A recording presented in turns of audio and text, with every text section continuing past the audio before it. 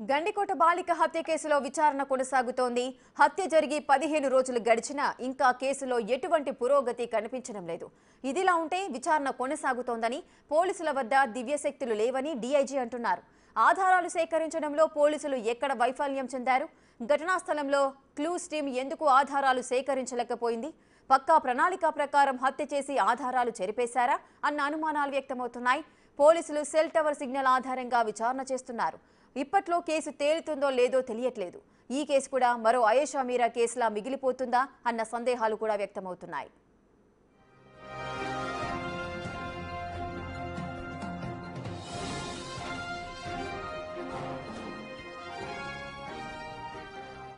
పూర్తి డీటెయిల్స్ మా ప్రతినిధి శివ అందిస్తారు. శివ, గండికోట బాలిక హత్య కేసుకు సంబంధించి ఎన్నో అనుమానాలు వ్యక్తమవుతున్నాయి. పోలీసులు వైఫల్యం చెందారని మరికొంతమంది, ఆయేషా మీరా హత్య కేసుకు సంబంధించి ఆ విధంగానే ఇది కూడా ఒక రహస్యంలాగా మిగిలిపోతుందా అంటూ కూడా పలువురు ఆందోళన, అదేవిధంగా సందేహం వ్యక్తం చేస్తున్న పరిస్థితులు. అసలు పోలీసులు ఈ కేసును ఎందుకు ఛేదించలేకపోతున్నారు 15 రోజులు అవుతున్నా కూడా? రేఖ, గండికోటలో బాలిక దారుణ హత్యకు ఇప్పటికీ 15 రోజులు పూర్తయింది. అయితే మొదట హత్య జరిగిన తర్వాత మాత్రం రాయలసీమ రేంజ్ డీఐజీ కొయ్య ప్రవీణ్ ఆయన స్పష్టంగా చెప్పారు, మా దగ్గర ఆధారాలను ఈ కేసును ఈ రోజు రాత్రిలోపు మీడియా ముందు వివరిస్తామని చెప్పారు. అయితే ఆ తర్వాత మాత్రం ఇప్పటికీ రోజు గడిచేప్పటికీ కూడా ఈ కేసులో ఎలాంటి పురోగతి కనిపించడం లేదు.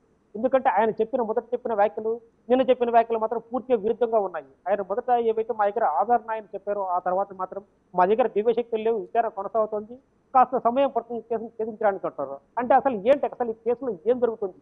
మొదట ఆధారంగా ఉన్నాయని చెప్పిన పోలీసులు ఇప్పుడు ఎందుకు మా దగ్గర దివ్యశక్తులు ఉంటారు అంటే పోలీసుల దగ్గర ఆధారాలు లేవా?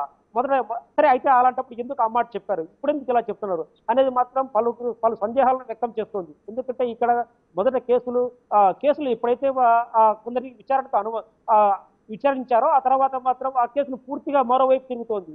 మొదట లోకేష్ అన్నారు, ఆ తర్వాత కుటుంబ సభ్యులు అన్నారు, వాళ్ళందరూ విచారించారు. అయితే ఆ తర్వాత మాత్రం ఇప్పుడు మరోవైపు టర్న్ తిరుగుతుంది. అక్కడ ఉన్న సెల్ టవర్ డంప్ ఆధారంగా కొందరు అనుమతులను గుర్తించాం. అక్కడ దాదాపు ఆ సమయంలో 69 మంది ఉన్నట్టు గుర్తించాం. సో వీటన్నిటి కూడా వాళ్ళందరూ విచారిస్తున్నాం, వాళ్ళందరినీ కూడా విచారించి పంపించేస్తున్నాం.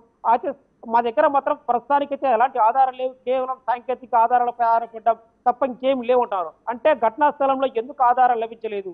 అంతకులు ఎవరైతే వాటిని చాకచక్యం చేసి ఆధారాలు చెరిపేశారా, లేదా పోలీసులు ఆధారాలు సేకరించలేకపోయారా? ఇది $1 మిలియన్ ప్రశ్న. మొదట ఉన్నాయని చెప్పిన పోలీసులు ఇప్పుడు ఎందుకు లేవుంటారు? అంటే ఆధారాలు సేకరించడం ఎక్కడ వైఫల్యమయ్యారు? డాగ్ స్క్వాడ్ ఉంది, క్లూస్ టీం వచ్చారు, దాదాపు 6 రోజుల పాటు జిల్లాడి పెట్టారు, అయినా ఎందుకు లభించలేదు? అంటే ఇక్కడ హంతకులు ఎవరు? ఇది ప్రీ ప్లాంట్ గా చేశారా, లేదంటే అనుకోని కట్ట జరిగిందా? ఎక్కడైతే ఎవరైనా అల్లరుముక్క లాంటి చేస్తే మాత్రం ఖచ్చితంగా కొన్ని ఆధారాలు లభించే అవకాశం ఉంటుంది.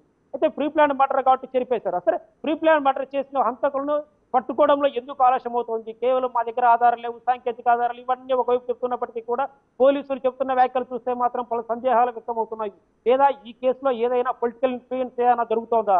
అది చేస్తే ఎందుకు చేస్తున్నారు, ఎవరి వైపు చేస్తున్నారు, వాళ్ళ హంతకులు కాపాడుతున్నది ఎవరు? మాత్రం ఈ ప్రశ్న జిల్లాలో కాదు రాష్ట్ర వ్యాప్తంగా కూడా కొంచెం సంచలనంగా మారించవచ్చు. రేఖ, శివ, కొంతమంది టూరిస్టులను కూడా విచారించామని పోలీసులు చెప్పారు. మరి వారి వద్ద నుంచి ఏదైనా సమాచారం అందిందా?